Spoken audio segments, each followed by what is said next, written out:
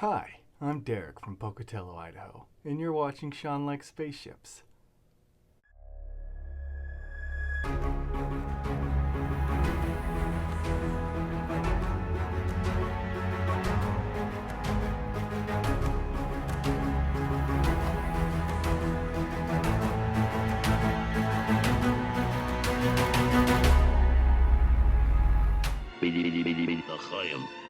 Hey, it's me, Sean. What do you think would be worse? Growing up when the TV landscape was a frozen, barren wasteland for anything nerdy, and you are most definitely, without question, a nerd? You don't have a single space-themed TV show to look forward to watching? Sure, you attempt to quench your thirst with some cartoons. Prepare for recoil shock.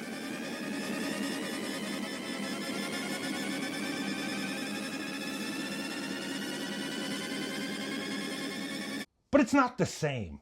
Or is it worse to have only a single sci-fi series so dull and weird to your child brain you'd rather watch nothing? Because that's exactly what happened to me in the early 80s. Both OG Star Trek and Battlestar Galactica were in the rearview mirror. Star Trek had moved on to the big screen, and after Galactica 1980,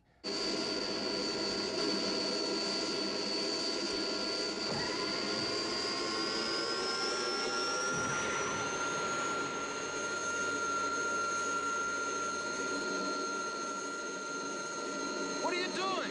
Battlestar Galactica was tossed aside like a child's gaming controller. A young up-and-comer named Sweet Shawnzy had this very issue. The show was called Buckrogers in the 25th Century, and to this young, stupid kid, it was the most boring TV show in the world. Why make a TV show that isn't going to appeal to kids? And why is this lady making me feel feelings I've never felt before?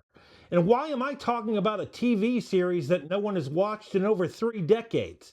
I didn't have answers to any of those questions. Until now. That lady was making me feel feelings because she's a 1979 Aaron Gray. They thought they were making a TV show for kids. They weren't. And I had originally planned to do a video on Buck Rogers in the 25th Century as a hit piece about how much the sci-fi landscape has changed and how the people in charge are way better at their jobs now, until I actually watched the hour-and-a-half-long pilot. Listen, you're going to want to pull up a chair because we're going to do a deep dive isn't the right term. Nothing about this show is deep.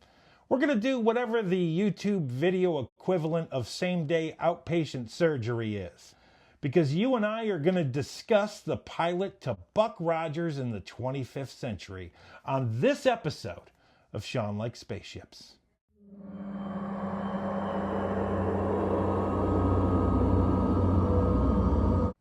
Buck Rogers started life as the character Anthony Rogers, written in 1928 by Philip Francis Nolan. It was a short story in the pulp magazine Amazing Stories, but you don't care about that. The character was a soldier that fell asleep in a cave preserved by mystical gases for 500 years, only to wake up in a dystopian future run by, gasp and mock terror, Asians. Can you imagine a worse nightmare?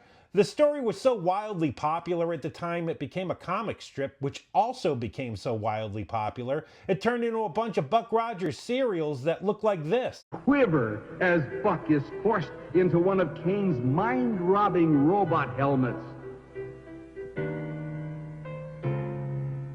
Is this Buck Rogers' destiny? To spend the rest of his days as one of Killer Kane's lackeys? No! Maybe you know all this, maybe you don't, but when it comes to a generational property like this, if I don't give a character's origin, the voice in my head will say, "Why don't you say anything about the origins of Buck Rogers?" And yes, the voice in my head sounds like that. I live in a constant nightmare. Smash cut to 1977. Everyone has Star Wars fever, and the only cure is more Star Wars. Altogether, we have seen Star Wars 324 times. Every producer in Hollywood is looking around to see if they have something, anything that's like Star Wars, and the producer Glenn A. Larson started opening up a bunch of drawers over at Universal, and in that weird cabinet they keep in the basement next to the water heater and the stacks of garbage bags that may or may not be filled with the body parts of people who pissed off the guy who created Woody Woodpecker, he found Buckrogers. The show Buckrogers in the 25th Century pilot premiered in 1979. Some time passed and now I'm making a YouTube video about it. I don't know how much people care about the show, but I always hated it ever since I was a kid. But I recently watched it and my oh my how the two turntables have microphoned. And I don't want any questions about the tables. So why don't you join me hand in hand like we're just a couple of crazy kids that learned what sweaty teenage puppy love feels like. Because we've got the whole summer together. Except this isn't summer, it's a YouTube video about Buckrogers and we're not actually in love because I don't know you. There's also spoilers ahead. Tables! Number 1. The dumb 7-year-old version of me thought Buckrogers was boring as hell. I'm shocked to report to you it's not. My memories of the show were people speaking loudly and almost Shakespearean, gesturing boldly and communicating with each other like it was a soap opera set in space. Note to self, $1 million idea, make a show that's General Hospital set in space. Every time I tuned into that show, some guy wearing half an animal costume would be threatening Buckrogers, and I would watch a show for, let's say 5 minutes, and then I'd give up. And that's how I've remembered Buckrogers for the last 30 years. But like I said, I just watched for the first time as an adult, or to more accurately put it, my version of being an adult, and it's totally not that. When Buck gets unfrozen, everyone thinks he's a spy. Everyone's ready to kill him, and the only reason he stays alive is because of stupid Indiana Jones-style blind luck. Peter Frampton is dead, and so are all of his grandchildren. Then it belongs in a museum. Dr. Jones, sit down! When Buckrogers needs answers, he punches people in the face. To modern eyes, it's gonna hold your attention because it's kitschy, has an interesting storyline, and it's weird enough to keep you from picking up your phone. Mostly. Number 2! Ta-da! I had always thought the show was cheap, and I'm sure once you get into the series it is, but the budget for the hour-and-a-half-long Buckrogers pilot was $3 million. That's in 1979 money. Do you have any idea what you could buy for $3 million in 1979? You could have bought 10,000 ounces of gold. You could have purchased the corporation Activision for $3 million. You could buy a skyscraper, a nice one, in a big city. Hell yes, it looks cheap compared to a modern movie, but this was for a syndicated television series. There's certain moments that you laugh at, but honestly, that's part of the charm to me. But you're my kind of guy. Number 3. Kid me thought Gil Gerard was boring. He isn't. I'm not even sure he's totally sober through the Buckrogers pilot. And depending on who you ask, on set, Gil Gerard was either one of the most difficult actors they've ever worked with, or he was a real see you next Tuesday. And it sure does feel like he plays the character of Buckrogers like an actor that knows he's on a television series. And if this was just some normal-ass TV show, it wouldn't work. But it's a show about a guy who gets thought out 500 years in the future. It's more like a sci-fi Austin Powers than it is a serious show like Star Trek The Next Generation. He's always making jokes, but fair warning, the show was made in 1979, if you catch my meaning. I've been out of it for quite a while. 500 years. I've got to go easy on re-entry. His performance is smarmy and weird, and it's perfect for this nutty show. Number 4, bro. Number 4. If this show was showering with Star Wars in the locker room, it would be leering. It has a terminal case of Star Wars envy, yet another thing that I remembered wrong. Twiki isn't exactly C-3PO or R2-D2. It's more like if those two robots had a baby. The trench run, pure good versus pure evil, and Han Solo, this show looked at those elements and said, I want some more. I want some more. It's only 2 years after Star Wars. I would judge them for making a sci-fi show that wasn't a lot like Star Wars. It would be criminal neglect if you weren't at least influenced by Star Wars. The Starfighter and Buckrogers. Okay, Kane, get ready to fight. Meet Kane and the Draconian Marauder. You'll never catch me. Planes need assembly. Each plane an action figure sold separately. I can't believe we're here already. Number 5. When this show came out, I was still a small child, and Erin Gray was the lady that the kid Sean made me want to look deeper into concepts like marriage and kissing. But I don't know how much there is to look at for the ladies. I'm not saying I'm not capable of noticing if a man is attractive or not, but is Gil Gerard good looking? I can't even tell. I guess he is. He's the lead on a TV show. He has to have something going on. But if you really want to know the truth, adult Sean thinks it's all about this lady. What a body. Number 6. The thing I remember most from Buckrogers is Twiki. Young me thought he was hilarious. And so does adult Sean, but for totally different reasons. When you've got the voice of Mel Blanc, you're already halfway there, man. In the pilot, they use him sparingly. He's got the best job on the show. Hang out, hit him with a one-liner, and get the hell out. He's crazy. I'd always thought that Twiki had 2 personalities. One an intellectual, one a wisecracking goofball. But no, kid me was unable to tell that you're actually looking at 2 different robots. The one around Twiki's neck is its own robot. He wasn't trying to steal from Flava Flav, he was carrying around his pal. Good night, Twiki. Good night, Theo. Lucky number 7, more like lucky number 11, am I right?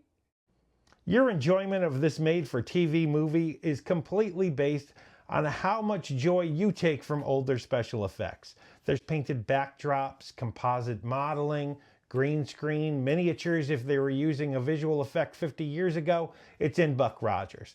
I wouldn't have been surprised to see sock puppets, but I love that sort of thing. I know it's not for everyone. My best friend of 30 years and I used to watch this show. Thank you for coming. It's such a relief. Oh, Armin Loyster. A pleasure to meet you, Officer Brogan. The feeling is mutual, Mr. Loyster. Ah, of course. Handshaking. I've heard of your human customs. Most eccentric. Yeah. And you must be... We were legitimately bummed out when it got canceled after 1 season. We were also poor 20-somethings with drinking problems. But give me this over shitty AI backgrounds every single time. I think I'm hitting the phase of my life I never wanted to get to when I was a boy. Because one time I was watching this old episode of The Lone Ranger with my grandfather, and he said, "Johnny, it doesn't get any better than this." And it seemed like the oldest show in the world to me. Star Wars was already out. What do you mean it doesn't get any better than this? And starting to understand what he was talking about. I made number 8, the magic 8-ball. Aren't I just so clever? This show is a lot of things, but it's not boring. There's a lot going on in this show. Most of the planet is a wasteland. There's space pirates. An evil princess is attempting to take over Earth. There's a high council run by robots that make all the decisions. And then there's the main man out of time plot. There's a lot of balls in the air. It doesn't mean the show passes the phone test, but if you're watching this video, my guess is you're probably into the same shit I'm into, and you won't be looking at your phone all the time. Just some of the time. In the 24th and a half century. It'll be a big deal. We're at number 9. Yeah, I know there's a Beatles reference here, but do you have the Beatles are suing me money?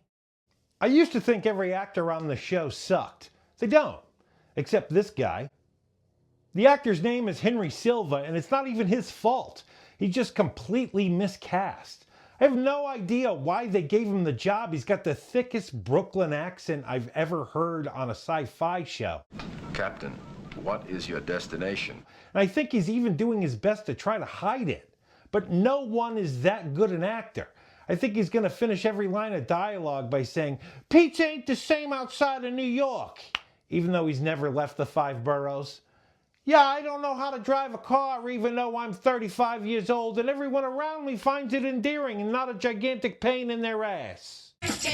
I can't believe I'm about to say this, but I like the pilot enough that I'm thinking about watching more episodes. No. No. Mm-mm. Mm-mm. No. No.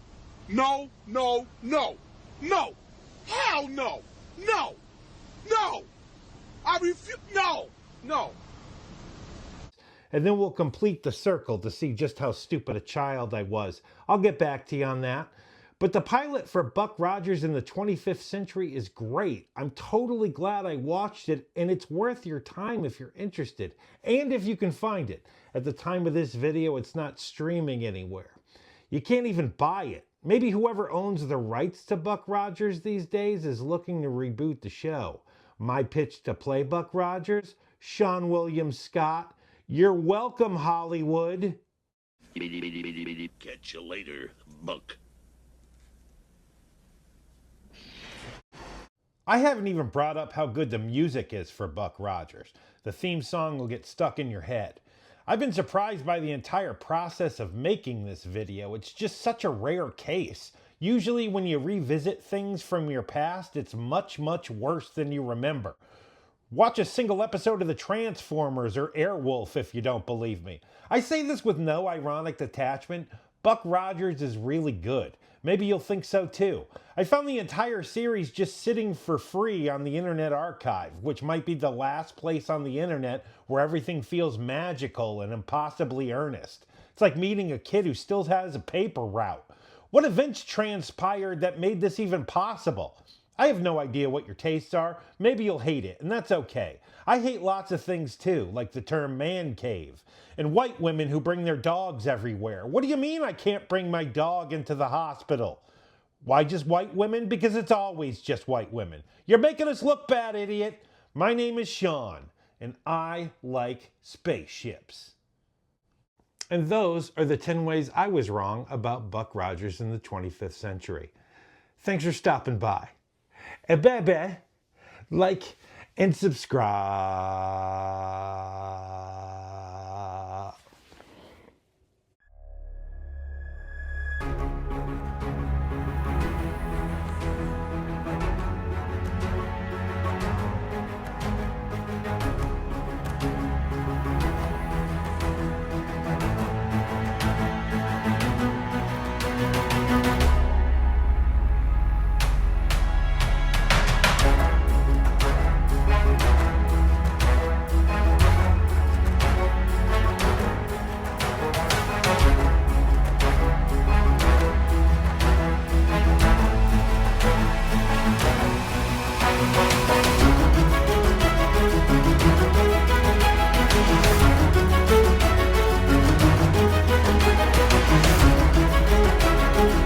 Hey, it's Sean from the future. I just got finished watching another episode of Buckrogers. Turns out, Kid Sean, not so stupid.